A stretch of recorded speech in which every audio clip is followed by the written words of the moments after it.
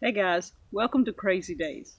I've been asked to be a part of a collaboration with Liz Zorab from Byther Farm in the UK. It's 9 people that influenced me. There are other people in this collaboration, and I really don't know who started it, but Liz kind of tagged me, I guess you would say. And my answers are probably a little off the wall and weird, but okay, here goes. Number 1, Rachel Ray.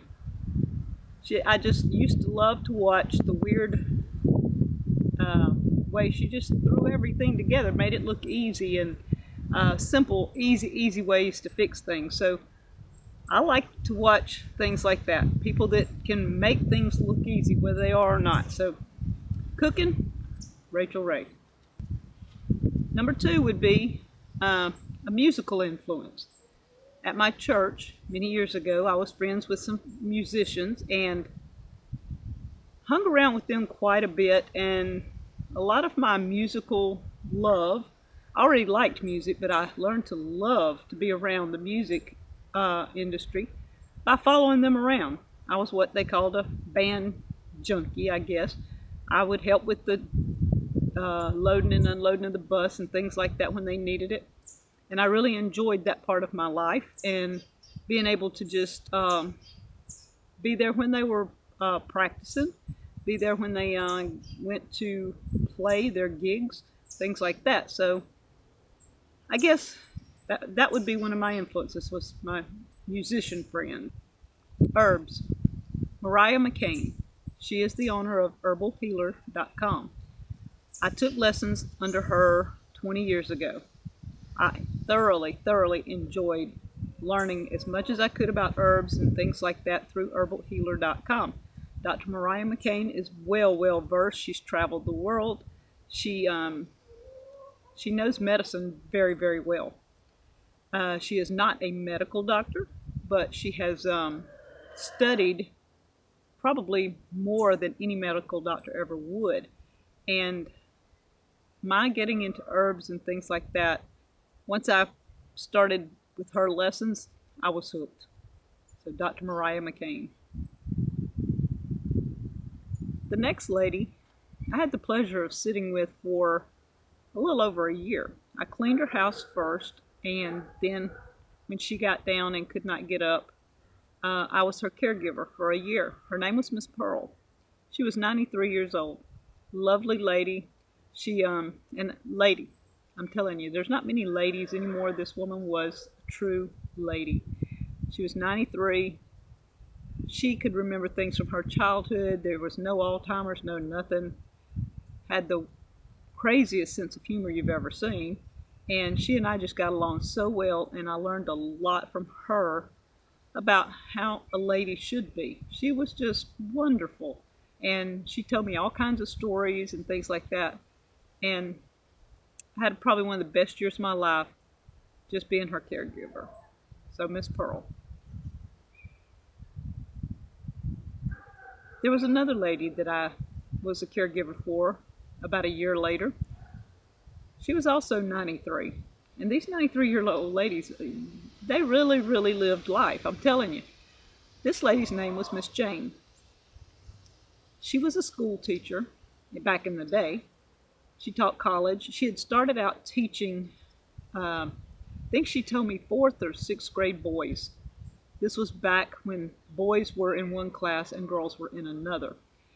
She even told me about the first field trip she took her boys to, which was the first supermarket that opened up in Hattiesburg. She said they walked there because there were no buses or anything then. They walked a few blocks to the new supermarket, and those boys had never seen aisles before. They'd never seen food on shelves just lined up and down like that. Before that, you went to small stores, and the guy behind the counter, you told him what you wanted, and he brought it to you. So this was their first shopping experience. So Miss Jane encouraged me to go to college and, things like that. I was 50 years old. And she really was a big influence in my life when it came to encouragement for me headed back to college. One big influence was one of my best friends. She and I were we're still friends, but she was my best friend for so many years. She and I did all kinds of things together. She was even the one that encouraged me to go on Christian Mingle, and I met Danny.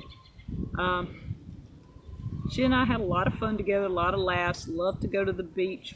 We just liked going out to eat, things like that. She was probably my biggest encourager for about 6 or 8 years. She knew me up one side and down the other, and she knew when to encourage, when to just stay solid.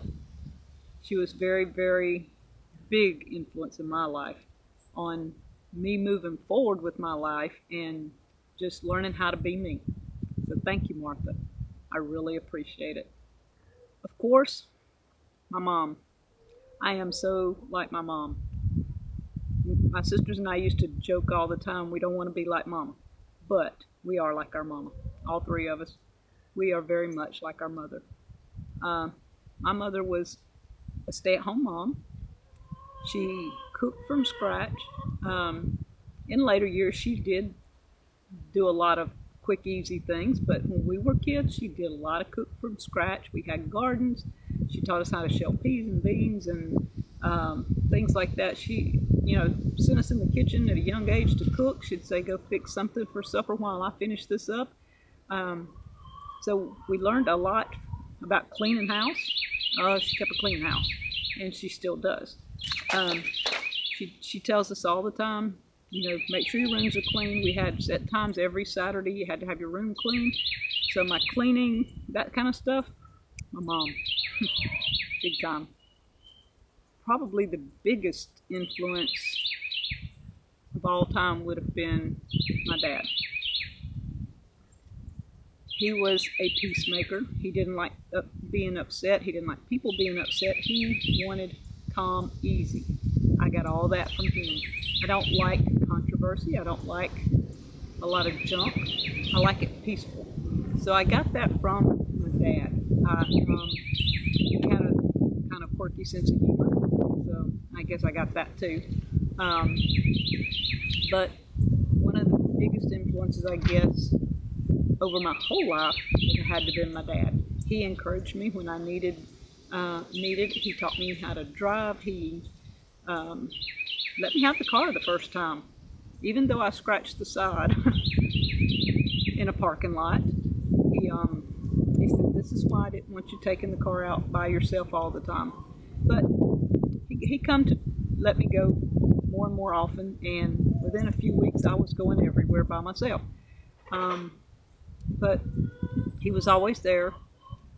Always, you knew if you needed something, you could go to him.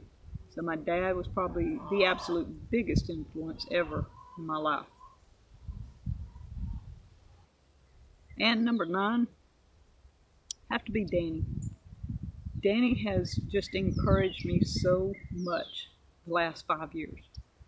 He has told me I can do anything I want.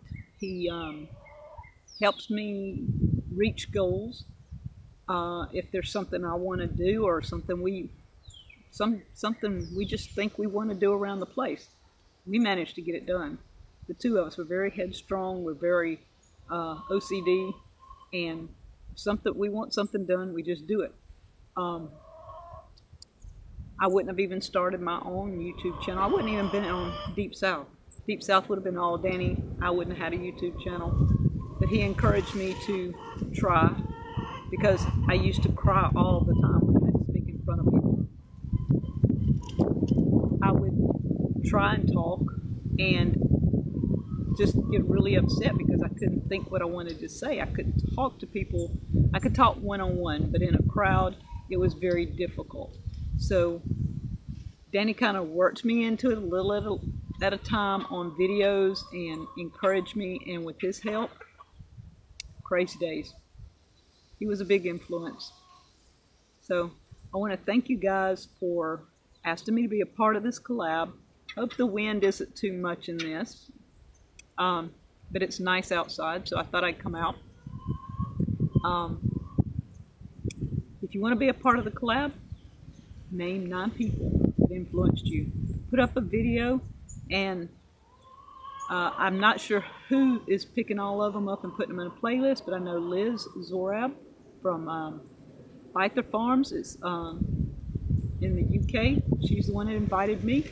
So Liz, this is for you. Talk to you later. Thank you.